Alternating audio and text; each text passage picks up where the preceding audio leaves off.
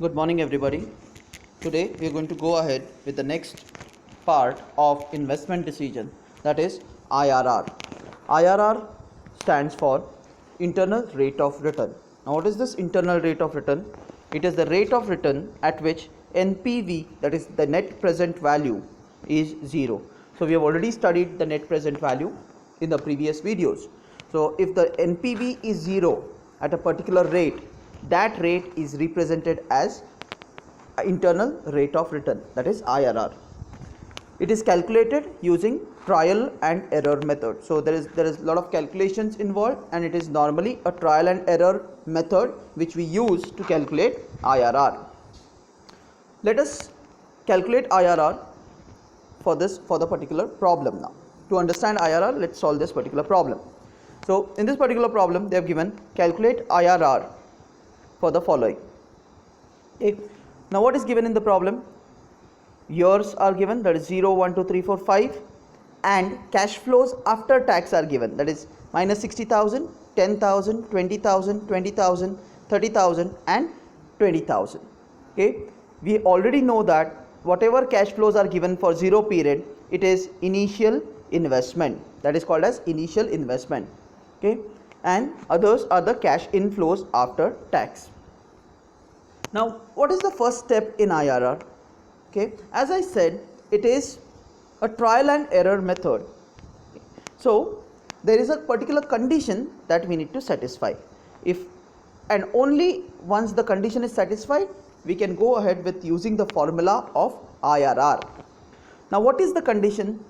The condition is summation of present value of cash flows after tax at low rate is greater than initial investment is greater than summation of present value of cash flows after tax at high rate. So this is a condition. What is the meaning of this?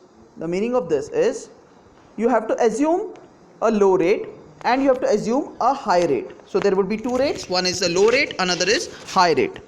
And whenever you calculate the present values of cash flows after tax at low rate and high rate, your initial investment should lie between these two values. That is, your present values of cash flows after tax at low rate should be greater than initial investment, and present value of cash flows after tax at high rate should be less than initial investment. Only if this condition is satisfied, then only we can go ahead with the formula of IRR and calculate IRR. So as we say, we need something called as low rate and high rate. Now what is low rate, high rate? It is pure assumption. So we call it as a trial and error. So what do I do first is, I'll just assume a rate that is 10%. So at 10%, I'll take the factors, that is 0.909, 0.826, 0.751, 0.683 and 0.621, and find out the present value of cash flows after tax at 10%. Okay, once I do that, I take the summation of this present values of cash flows. So summation of present value of cash flows comes to 73,540 rupees. Now you have to be very careful. Please listen to me carefully. Now this 73,540 is greater than 60,000. Correct? That means we have got a value which is greater than 60,000. That means we have to get another value which should be less than 60,000, because your initial investment should lie between these two values. So we have got a value greater than 60,000. Now we have to calculate a value which is less than 60,000. So for that, what did I do? I assumed 20% factor. Okay, always remember, as you go on increasing the rate of discount or the discount factor, your cash flows goes on decreasing. Okay, as you increase the rate of factor, your summation of cash flows goes on decreasing. So at one rate I am getting a cash flow greater than 60,000, another should be less than that. So if I have to reduce the cash flows. So to reduce the cash flows, I need to increase the rate. So what did I do? From 10% I increased the rate to 20%. I hope you are clear with that. I am repeating once again. If you want to increase the summation of cash flows after tax, present values of cash flows after tax, then you have to decrease the rate. And if you want to decrease the summation of cash flows after tax, present value of summation of cash flows after tax, then you have to increase the rates. So I want a value which is less than 60,000 now. I want to decrease the value. So if I want to decrease the value, I need to increase the rate. So from 10%, I have increased it to 20%.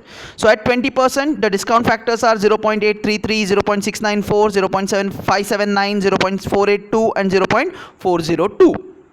I will multiply these factors with the cash flows. That is 10,000 into 0.833, 20,000 into 0.694, 20,000 into 0.579, 30,000 into 0.482, and 20,000 into 0.402. Once I multiply this, I get this present value of cash flows at 20%. Once I get this present values of cash flows at 20%, I have to take the summation of that. So summation comes to 60,670. Guys, understand? One value should be greater than 60,000, another value should be less than 60,000. So at 10%, I am getting a value greater than 60,000. At 20% also, I am getting a value greater than 60,000. That means the condition is not satisfied yet. So what do? I need to get a value less than 60,000. That means I have to increase the rate further. And that is why I call it as a trial and error. Okay, unless we satisfy this condition, we have to keep on trying. So the condition is not satisfied yet at 20% also. So what do? I assume one more rate. Okay, it is pure assumption. So what is the next rate? Next rate that I assume is 22%. Because at 20%, I am getting a value closer to 60,000.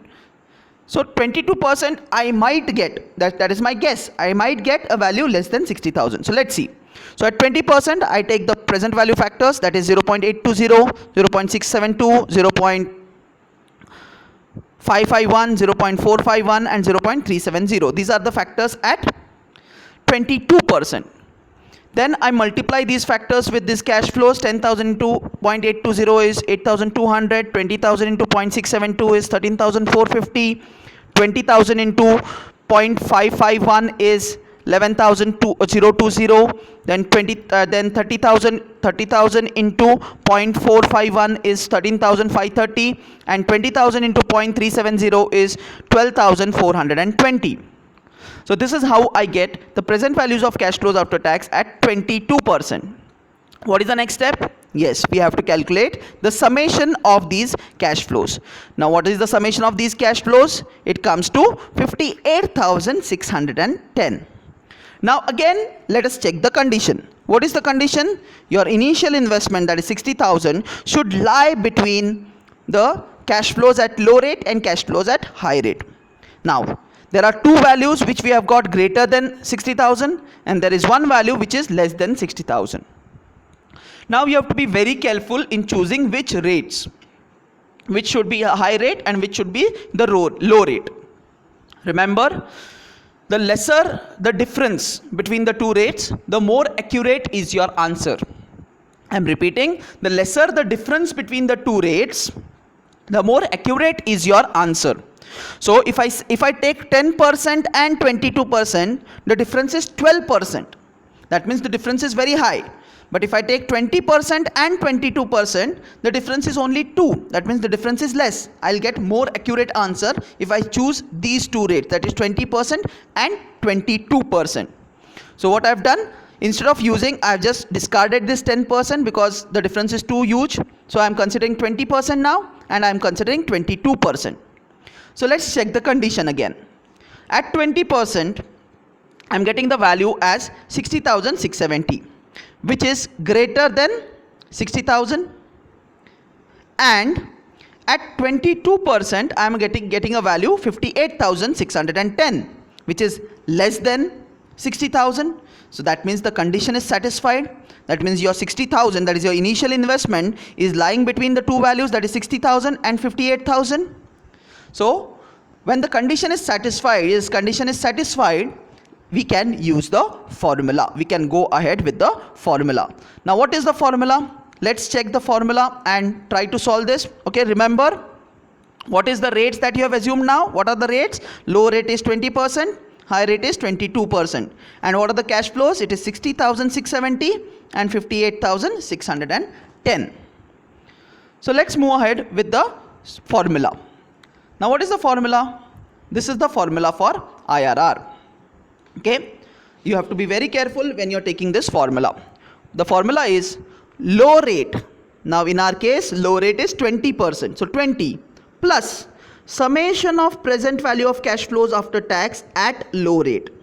Okay, it is the summation of present value of cash flows after tax at low rate. So what is that? If you see here, low rate is 20% and the summation is 60,670. Okay, so that is the summation of cash flows after tax at low rate. Minus initial investment. If you see initial investment, we already know initial investment is 60,000 divided by, again, summation of present value of cash flows after tax at low rate minus summation of present value of cash flows after tax at high rate.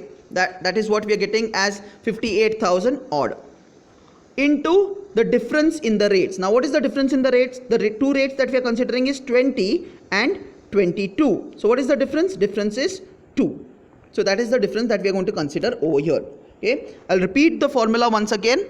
IRR is equal to low rate plus summation of present value of cash flows after tax at low rate minus initial investment, the whole divided by summation of present value of cash flows after tax at low rate minus summation of present value of cash flows after tax at high rate, the whole into the difference in the rates. Okay, I hope you're clear with the formula. It is a bit confusing, but once or twice if you solve it, you'll be able to get the formula. Now I'll just tell you a simple logic. What should come first, because there would be a confusion as to should I deduct low rate minus high rate or high rate minus low rate. Always remember, low rate, present value of cash flows after tax at low rate is always higher. Okay, so it should be always highest value minus lowest value. So highest value is present value of cash flows after tax at low rate minus initial investment, because it is greater, low rate is greater than initial investment. So highest minus lowest.